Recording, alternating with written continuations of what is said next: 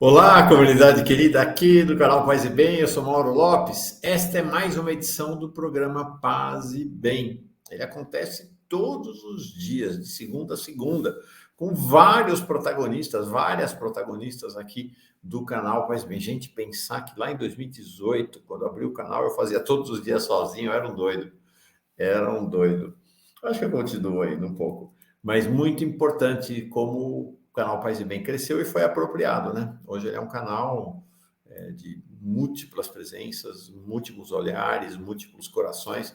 Isso é muito importante. Este programa de hoje está indo ao ar dia 26 de janeiro. Gravado. Gravei ele é uma continuidade do programa anterior.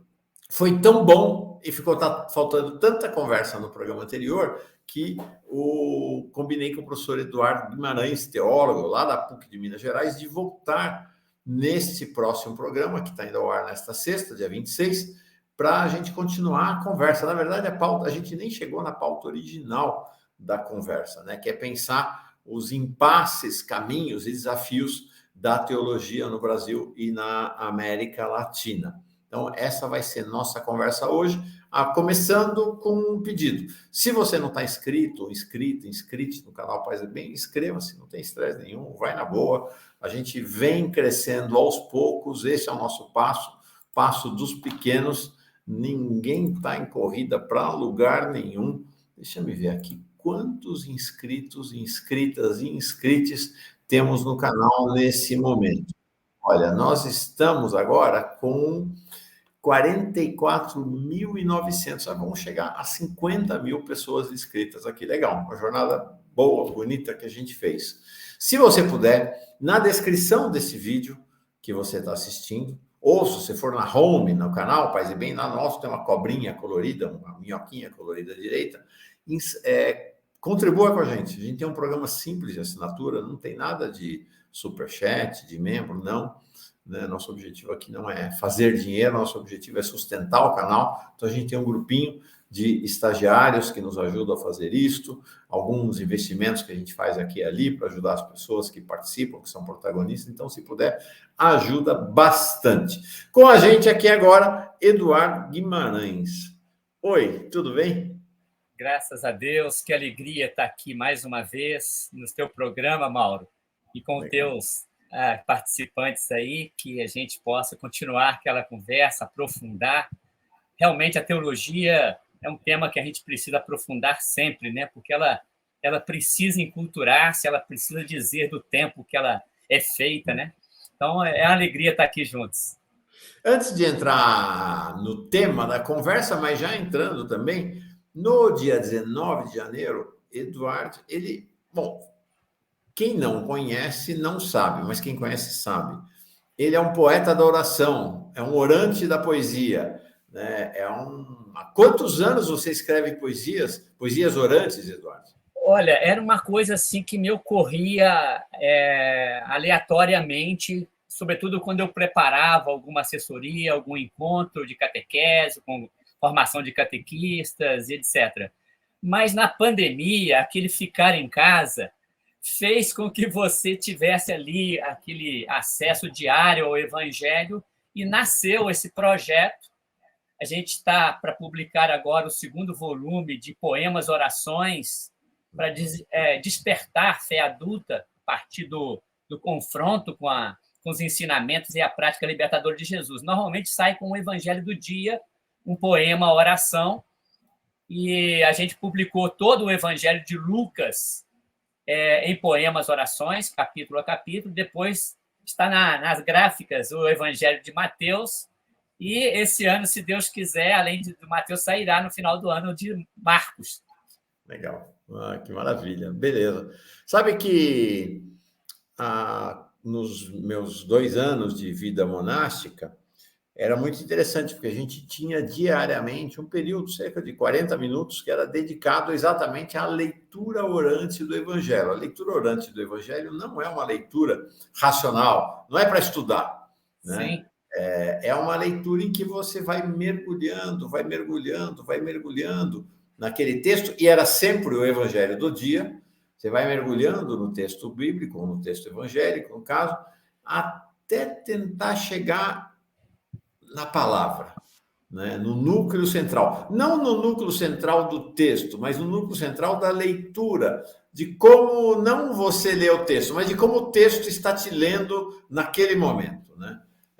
Então, é um exercício realmente muito, muito fascinante, e você transforma esse exercício em poesia. Então, tem uma poesia muito bonita que você fez dia 19 de janeiro. Você pode declamar para nós? Para começar o programa. Como você partilhou, né, é o Evangelho de Marcos de hoje, de 19, né, esse programa vai ao ar, como você diz, dia 26, que é um trecho que nomeia os 12 apóstolos. E a oração veio insistente à presença das mulheres, que ali no Evangelho não são nomeadas nesse momento. E aí veio a seguinte veio o seguinte poema oração. Como ainda hoje acontece. Nunca estava solitário, ó mestre do caminho, mesmo quando sozinho, pois teu aba tão querido era sempre estradeiro contigo. Chamaste para ficar contigo teus discípulos e tuas discípulas, e participarem do exigente anúncio e darem testemunho do reino presente, para expulsarem da vida as forças do mal. O Evangelho nos lega alguns nomes. Fala de Simão Pedro e seu irmão André. Fala dos dois irmãos, de Tiago e João. Fala de Mateus e Tomé, de Tiago e de Tadeu. E de Filipe e Bartolomeu, de Judas e Simão. E como ainda hoje acontece, quem narrou o teu Evangelho não percebeu o mal entranhado, a presença de tão forte demônio, que do meio deles não fora tirado. Falo do terrível demônio do patriarcalismo, que até hoje faz inúmeras vítimas entre nós.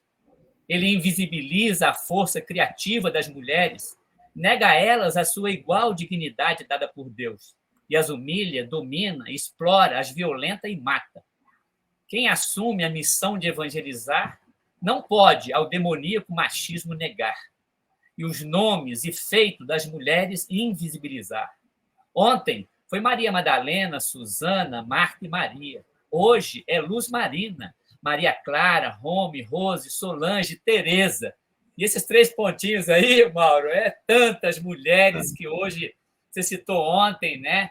Uma teóloga que participa aqui, né? E tantas outras que fazem presença, não só na teologia, na educação, nas lutas populares, né? Nos grupos de mulheres. É muito bonito isso. Maravilha.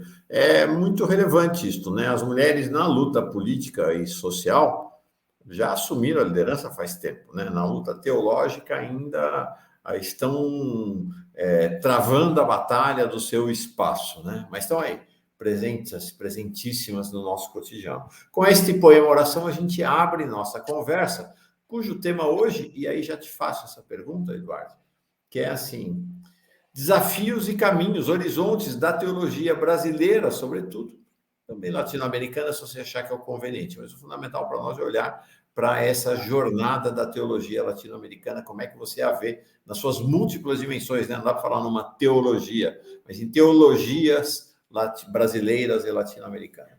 Sim. Ô, Mauro, eu quero começar fazendo referência a 2 livros que, vamos dizer assim, alimentam a nossa conversa aqui. Um do Marcelo Barros, Teologias da Libertação para os Dias de Hoje, e eu, e Marcelo, e o Emerson Sbadelotti, nós conseguimos reunir uma pleide de mais de 40 teólogos e teólogas, e a gente fazer não só a memória, um balanço e o horizonte que desponta das teologias da libertação. Vale a pena, saiu em 2 volumes, estão aí com vários grupos de estudo tentando atualizar essa que é talvez a primeira que eu queria citar, as teologias da libertação, que surgem nos anos 60, né, de frente para essa realidade, naquele esforço não só de receber o Concílio Vaticano II, mas de encarar de frente essa América Latina tão desigual e tão cristã, né? tão violenta. Hoje a gente fala, né, de uma sociedade com racismo estrutural, uma sociedade de um patriarcalismo entranhado, como eu citei no poema Oração. A gente pode falar de uma sociedade que não parece, né, não saber cuidar para garantir a todos o alimento, o acesso à educação e saúde, né? A gente fica triste saber que o Brasil entra e volta, né, ao mapa da fome, está entre os países que mais matam pessoas trans, com vários genocídios na sua história dos povos originários, né, com uma escravidão na nossa história. Então, essa teologia que nasce daquilo que o Leonardo, Gustavo Gutierrez, Juan Luís II, só para citar alguns, descobre, né, essa presença de Deus a nos interpelar a se fazer presente no meio dos pobres, onde a vida é negada, escorraçada, explorada. Então, eu penso que uma das grandes contribuições da teologia no continente latino-americano, e particularmente, nós estamos falando do Brasil presente, são, hoje a gente fala no plural, as teologias da libertação. O quanto que isso aí trouxe, como Libânio gostava de dizer, né, para toda a teologia hoje, né, essa consciência de que não dá para fazer teologia, que é a reflexão crítica da fé, né, ignorando os desafios postos pela realidade, né, como a gente diz, né, pela anti-história, aquela história que não é contada, mas que está aí aos nossos olhos, mesmo que invisibilizada. Então, eu penso que a teologia da libertação, e junto com a teologia do povo, que tanto contribuiu na formação do Papa Francisco, essa teologia que desce, né, as realidades mais sombrias, como fala Frei Carlos Mestre, aos porões da humanidade, é uma teologia que, né, faz emergir esse grito, essa interpelação ética, aquilo que nós falávamos no programa anterior, né, esse núcleo dentro de nós que não pode se perder, né, porque é o que nos interpela a gente a fazer, né, da vida, né, o nosso bem maior, né, cuidar, amar, servir, algo que está tão presente não só na prática de Jesus, mas dos grandes mestres da história, dentro e fora das religiões, né? Então, acho que a teologia da libertação, para mim, é um grande sinal dos tempos. Se a gente pega aí as últimas 6 décadas, é uma teologia recente, em termos de história do cristianismo, né, de 2000 anos. E essa teologia, Mauro, eu queria começar a falar dela porque ela despertou não só o nascimento de tantas outras teologias, mas a exigência de todos nós as reconhecermos. Então, hoje a gente fala de uma teologia negra, não só nos Estados Unidos, né, que tem uma história de luta contra o racismo, mas hoje na própria África, né, aqui na América Latina, né, teólogos e teólogas negros que fazem, como a pastora Cleusa, uma teologia teoquilombista, né, que recupera aí toda essa resistência, uma presença do Deus a interpelar toda a humanidade. Você fala hoje de uma teologia da mulher, uma teologia feminista da libertação. Nesses 2 volumes aí, eu convidei a teóloga Ivone Gebara, que nos brindou com um texto maravilhoso, onde ela questiona até a própria libertação.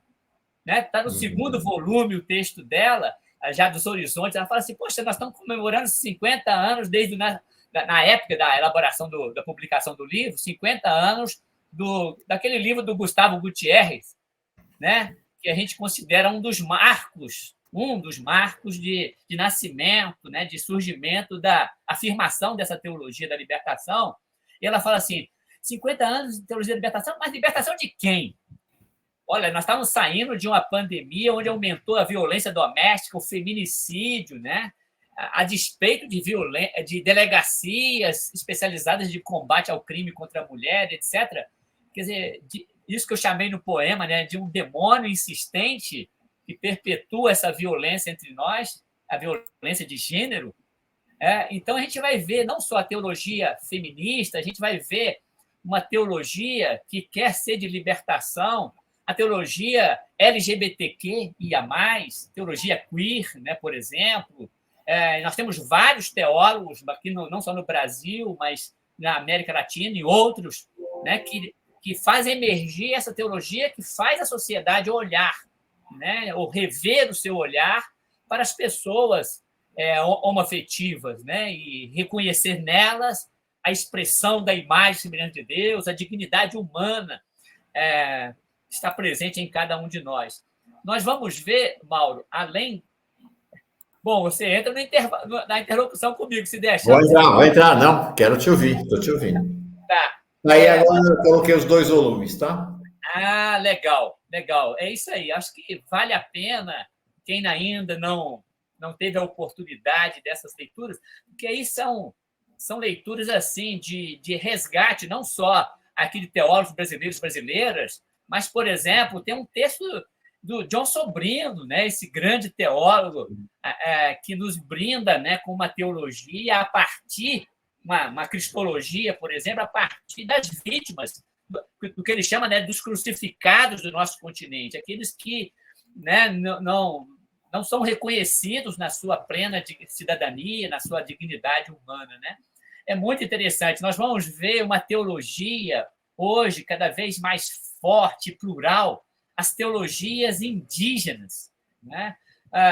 É muito bonito a gente acompanhar, né, um cristianismo que tinha a pretensão de cristianizar os indígenas e que, aos poucos, quando se emerge como teologia da libertação, não só vai reconhecer a dignidade de cada povo originário aqui, mas vai reconhecer as suas tradições religiosas, as suas crenças, né, as suas culturas, os seus processos de organização e de cuidado da natureza. É muito bonito hoje a gente conhecer as teologias indígenas, né, as teologias negras, como eu falei, as teologias feministas, as diversas teologias da libertação. E, somando a essa corrente que a gente chamou aqui de teologias da libertação, eu penso que um dos grandes sinais dos tempos, uma contribuição também da teologia latino-americana para todo o patrimônio teológico, que reconhece hoje não só uma teologia cristã, mas uma teologia, como eu falei, né, que xamânica, uma teologia candomblessista, uma teologia de outras tradições religiosas, que enriquece todo esse pensar, todas essas trocas, né? Então, isso é muito bonito, isso é muito intenso. Eu estou falando, Mauro, do movimento de decolonial, né? Do pensamento decolonial, que começa a se aproximar das culturas originárias, dos saberes locais, e não só reconhecê-los,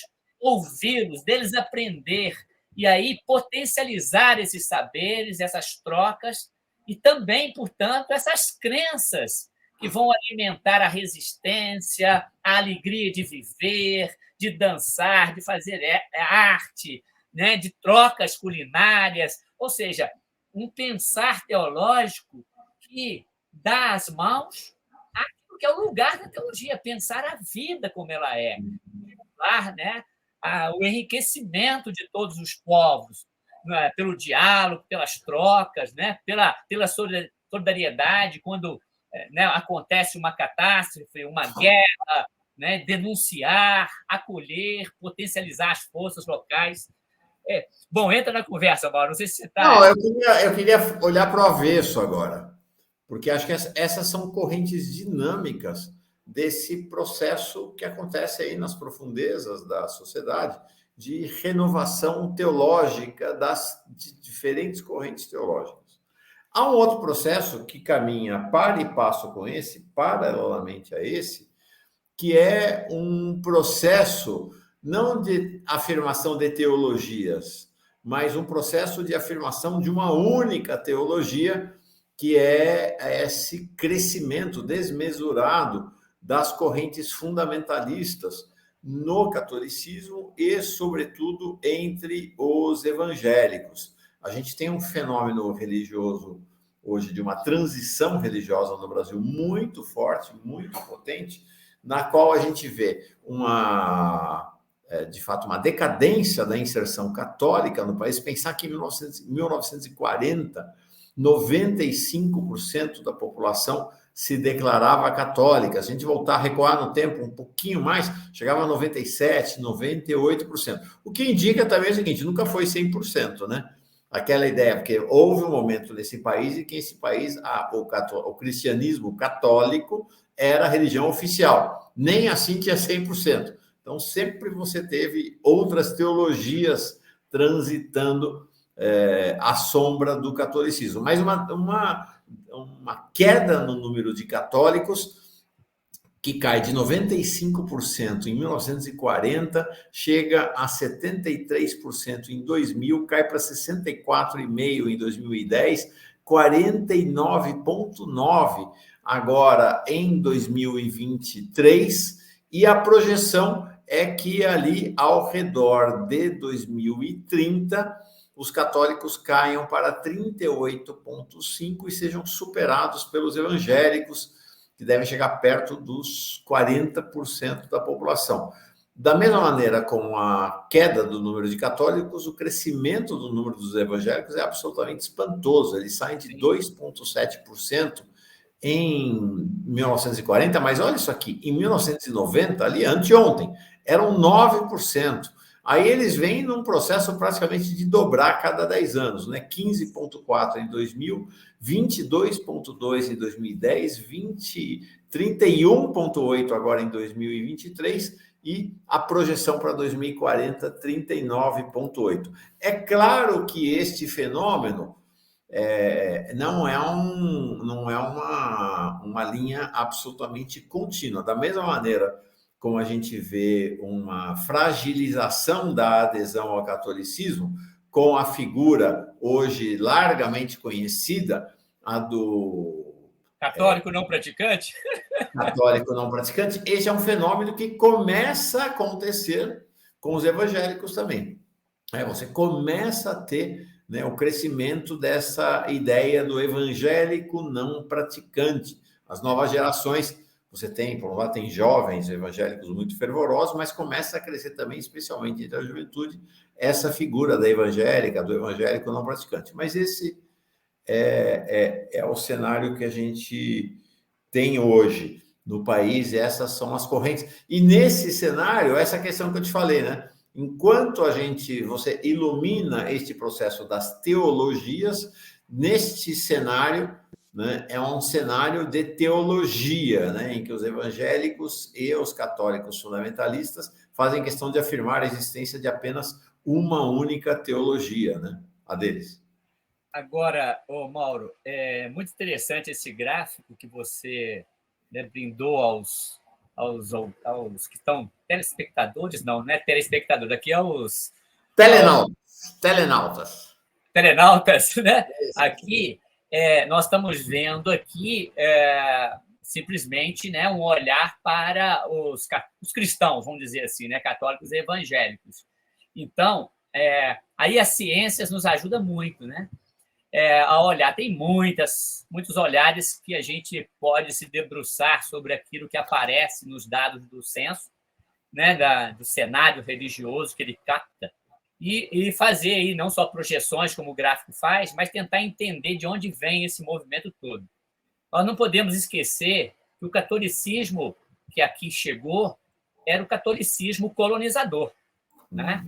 E se a gente encontra, de fato, né, com o evangelho, o surgimento, né, do evangelho, do anúncio do evangelho, dentro de um contexto de dominação, ele não nasce do Império Romano e nem de nenhuma força dominante. Pelo contrário, ele nasce da periferia, né? Ele nasce entre os pobres e começa, né, marginalizado, né, um judeu marginal, tem um livro muito interessante sobre isso, e como que, aos poucos, como um fermento, vai tendo visibilidade, saindo das catacumbas, né, das noites da exclusão, e no século IV ele, né, a gente caracteriza como o tempo da cristandade, né, como o império ele se rende, né, ao cristianismo, vamos dizer assim, como estratégia. Tem muitas leituras também que se faz, onde ele adquire visibilidade histórica, poder político, mas, ao mesmo tempo, a que custo, né, perdendo, talvez, a sua originalidade, aquele núcleo que a gente falava, né, mais bonito, mais forte, que é de humanizar as pessoas e chamá-las a essa experiência de um Deus que nos irmana a todos, que nos responsabiliza no cuidado com a vida, etc. Então, na trajetória do cristianismo, não só no Império Romano, mas depois na Europa, a gente vai ver um cristianismo atrelado, né, ao poder político, econômico. E é exatamente essa conversa toda que eu estou dizendo, porque aqui, na América Latina, o cristianismo que chegou não enxergou, não enxergou que aqui já havia a presença de Deus, também gerando nas culturas, nas tradições, primeiro indígenas, né, dos povos originários e dos que foram arrancados de África e trazidos para cá, que traziam também dentro de si as suas esperanças, a sua fé, as suas crenças, né? Então, esse cristianismo, para mim, dominador, católico, historicamente simbólico, dominador, é o grande perdedor, historicamente, que é o grande celeiro, né, que vai oferecendo para as outras tradições religiosas, para os outros cristianismos. Agora, a tua fala ela foi muito centrada no crescimento evangélico. E aí é muito interessante esse termo, crescimento evangélico, porque ali a gente não vê o crescimento de uma igreja, como se fosse uma igreja substituindo a hegemonia católica. A gente vai ver um cristianismo multieclesial e, politicamente, que, ao ser analisado, a gente percebe uma ambivalência muito grande. A gente vai vendo na história recente do Brasil, não só candidatos vamos dizer assim, dos cargos majoritários, presidente, governador, senadores, deputados federais, mas no nível estadual e no nível municipal, e esse ano é um ano de eleições municipais, isso é importante ser dito aqui, com uma aproximação, no mínimo, ambígua, e que a gente precisa estar atentos dessas igrejas. A minha leitura como teólogo, que acompanha de perto, é o seguinte: a gente caminhava, desde os anos 60, iluminados por uma tese da secularização, onde as religiões iriam perdendo o seu poder, o seu capital político, né, o seu poder simbólico de normar a sociedade, seja a sexualidade, o certo ou errado. Com a secularização, elas vinham defiando esse poder a ponto de se tornarem, no futuro, era a pretensão dessa tese da secularização, que elas iriam se recolher à subjetividade, ao mundo privado, e não teria mais força política na sociedade. Mas um dos próprios defensores dessa tese, Peter Berger, antes de sua morte, ele percebeu que, assim como ele percebia a perda de capital político, ele percebeu a reviravolta, né? Vamos dizer assim. A religião, o fenômeno religioso também é vivo, ele muda, e ela também foi descobrindo outras maneiras de ascender ou de reaver esse poder político na sociedade. Então, nós estamos falando hoje de pesquisas que mostram que alguma dessas igrejas que têm maior crescimento e presença nas mídias digitais, na televisão, que, vamos dizer assim, presença política, são praticamente, ou podem ser consideradas, verdadeiros partidos políticos, com um projeto que tem uma agenda muito conservadora no nível da moralidade, mas muito vulnerável no nível da eticidade. Pessoas, líderes religiosos, que são capazes de fazer qualquer coisa para ascender o seu poder político e econômico, ou de suas igrejas, que são levadas juntas. Por isso que a gente não pode tratar como um bloco comum aquela curva do gráfico, o crescimento evangélico. Porque no próprio meio evangélico, assim como no meio católico, há reações que vêm da periferia, das minorias, e que, vamos dizer assim, fortalecem um pensar crítico e autocrítico dentro dessas trajetórias. Por exemplo, eu estou cansado de encontrar colegas teólogos que não reconhecem a voz desses, vamos dizer assim, desses líderes religiosos que estão o tempo todo aí no noticiário político da sociedade e que tenta, por exemplo, com a sua linguagem, com a sua fala, dizer o que é e o que não é, o que é certo e o errado. Vários teólogos e várias lideranças do meio evangélico não os reconhecem como porta-voz do, vamos dizer assim, do evangelho, daquilo que faz dele evangélicos. Né? Então, esse é um fenômeno complexo, precisa ser estudado, discernido, para a gente não colocar no mesmo bolo, né, um todo aí. Inclusive, teólogas que fazem uma crítica contundente a esse, vamos dizer assim, a essa, você chamou ontem de ideologia, né? Ideologia religiosa dominante, e que, às vezes, também manipula, criminaliza os mais vulneráveis da sociedade. Portanto, igrejas ou discursos cristãos evangélicos que não só condenam movimentos sociais, organizações do povo que lutam para defender seus direitos, sua cidadania, a vida. Então, se no meio católico a gente também pode fazer esse tipo de leitura, nesse mundo evangélico não é diferente. Eu recentemente fiz uma pesquisa diante do crescimento de igrejas, de religiões brasileiras mais complexas, que são minoritárias, mas que também a gente percebe. Por exemplo, eu fiz uma pesquisa sobre as religiões que usam a ayahuasca, né? A União do Vegetal, a Barquinha, o Santo Daime, a Umbandaime e outras. E nesse contexto político de acirramento extremistas, a gente via também dentro de cada uma dessas pequenas tradições que vão crescente, de forma crescente no Brasil, se espalhando, inclusive, para outros países, também vamos ver essas mentalidades se dividirem ali, disputarem narrativas, né, dentro delas. Sim. Não sei se eu compliquei, não era essa conversa, mas... Não, mas acho que essa conversa é essa mesmo. Conversa é essa mesmo. Agora, tem uma questão interessante para a gente encerrar, mas eu queria te ouvir sobre ela, que me deixa muito interrogado.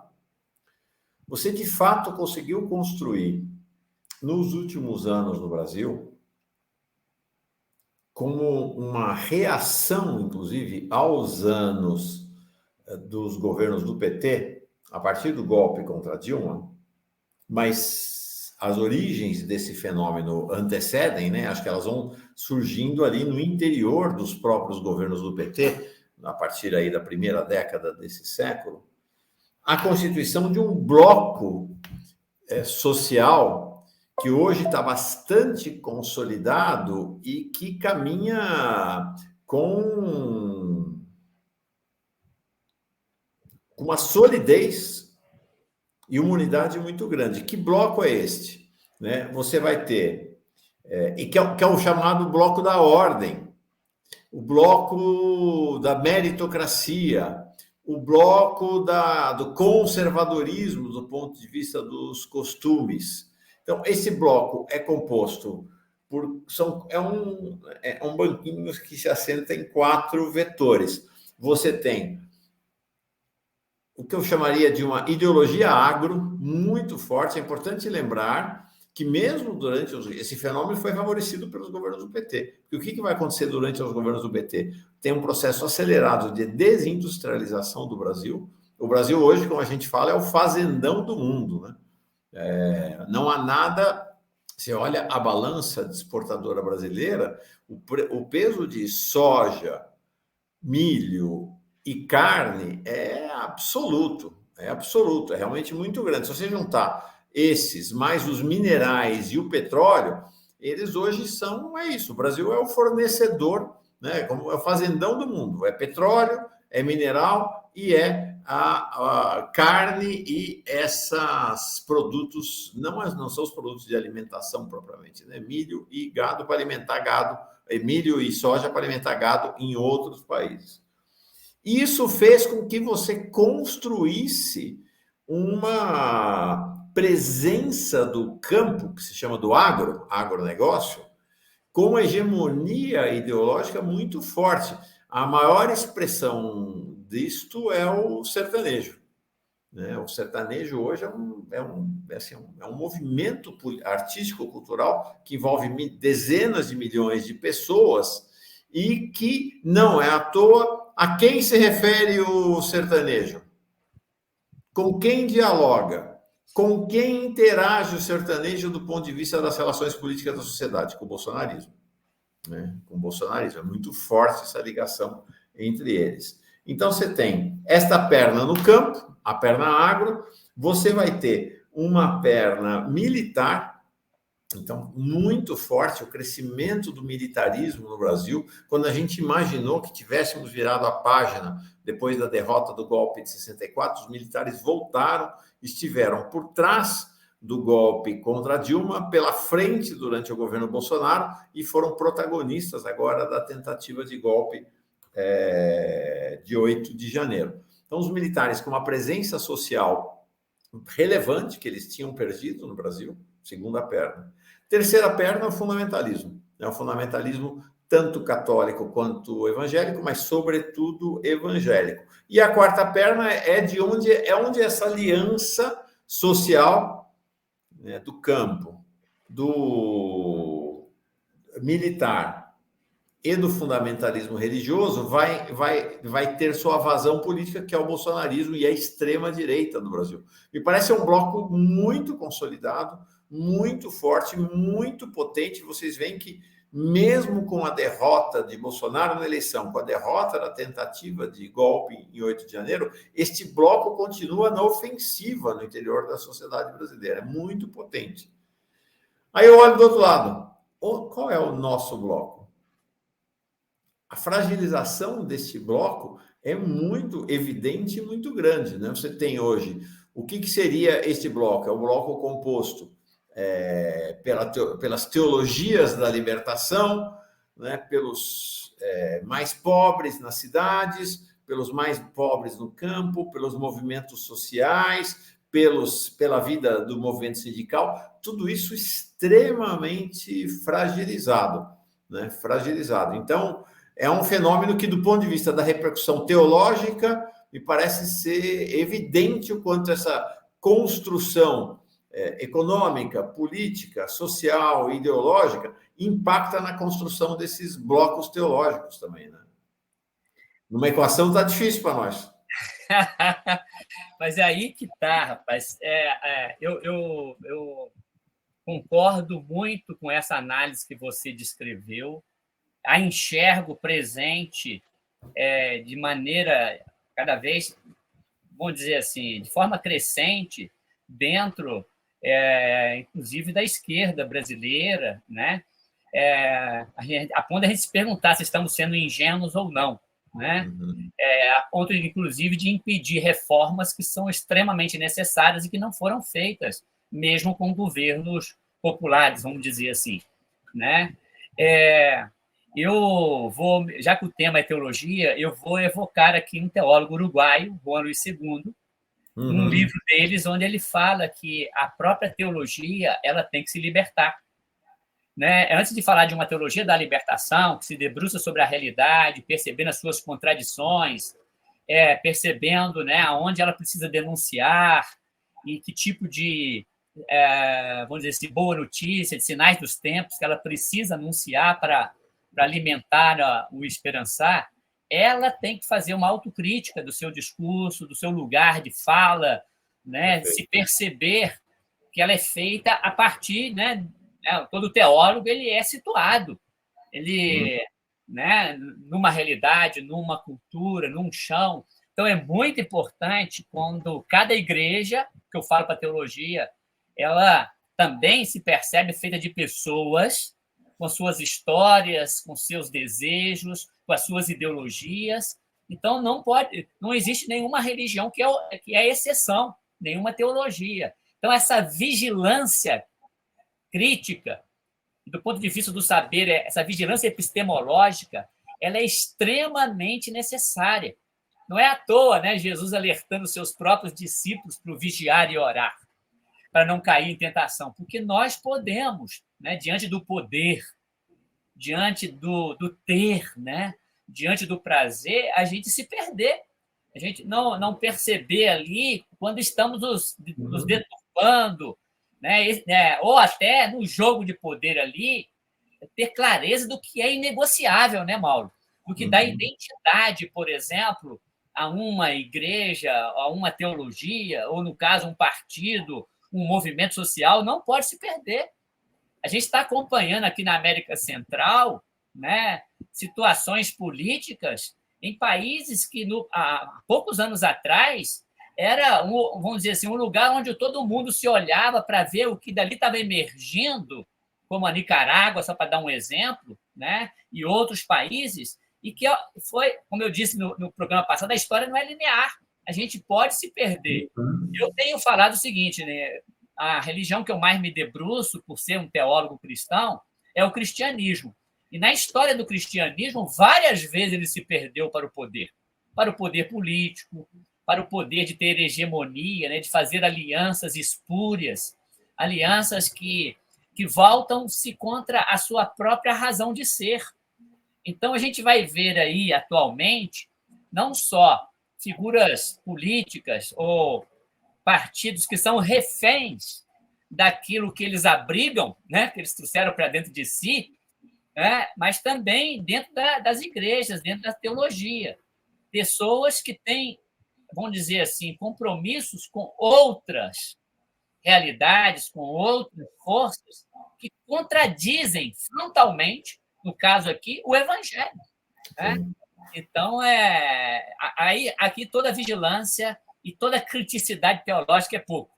Temos que ter essa coragem profética de fazer o meia-culpa, né? De fazer aquilo. Acho que num programa que a gente gravou há tempos atrás, a gente falava ainda, antes de conquistarmos, né?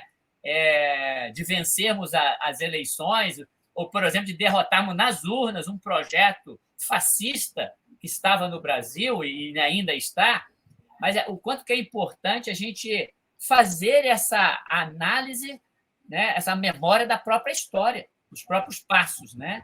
O quanto que é importante em cada teologia, em cada grupo, essa memória. Nós estamos fazendo até um projeto, Mauro, aqui, sei que o tempo nosso esgotou rapidinho, com as pastorais sociais, da gente se aproximar delas, elas contarem as suas origens, a sua história, as suas lutas travadas, a gente fazer um balanço do momento atual, do que emperra, dos desafios e projetar-se. Como que é importante essa análise, né, que nós fizemos, inclusive, da teologia da libertação. Legal. Ó, importante para você que está aqui assistindo, se você veio aqui procurando receita e afirmações peremptórias, errou. A gente aqui está tateando, né? A gente está tateando, tentando pensar o passado, o presente e o futuro para encontrar caminhos, né? Encontrar caminhos. E aí, mais importantes do que qualquer pretensão à resposta são as indagações que a gente vai fazendo juntas, para também juntas, procurarmos as respostas. E o Eduardo Guimarães, o teólogo Eduardo Guimarães, professor lá da PUC de Belo Horizonte, é um grande indagador também. Um grande indagador é alguém que vai tateando aí nessa escuridão ou na penumbra na qual a gente caminha, atrás de achar os caminhos, né? Os caminhos. Sempre muito bom conversar contigo, Eduardo, muito bom. Eu que agradeço mais uma vez estar aqui no seu programa, esse programa que vem fazendo companhia, né, a essa caminhada, não só animando, ensaiando, como você diz aí, com conversa, né? São várias pessoas que aqui participam e que traz uma reflexão que alimenta o horizonte da gente, o nosso pensar. É só mesmo gratidão e desejar aí a todos que nos acompanharam, que vão nos acompanhar depois, essa firmeza, né, da perseverança dos pobres, dos discernimentos necessários em toda a caminhada, para a gente ir se purificando e tendo cada vez maior clareza daquilo que nos anima, daquilo que a gente sonha, daquilo que é a utopia, né? Que na linguagem cristã a gente fala utopia do reino de Deus, né? Aquele sonho de Jesus que um dia todos, ao experimentarmos o amor de Deus, descobramos a nossa própria natureza. Somos todos irmãos e irmãs vocacionados a ensaiar na história a fraternidade, a irmandade, a luta contra as injustiças e ameaças à vida. Estamos juntos, Mauro. Estamos juntos. Amém. Axé. Shalom. Salam. Paz e bem para todo mundo. Valeu, gente querida. Tchau.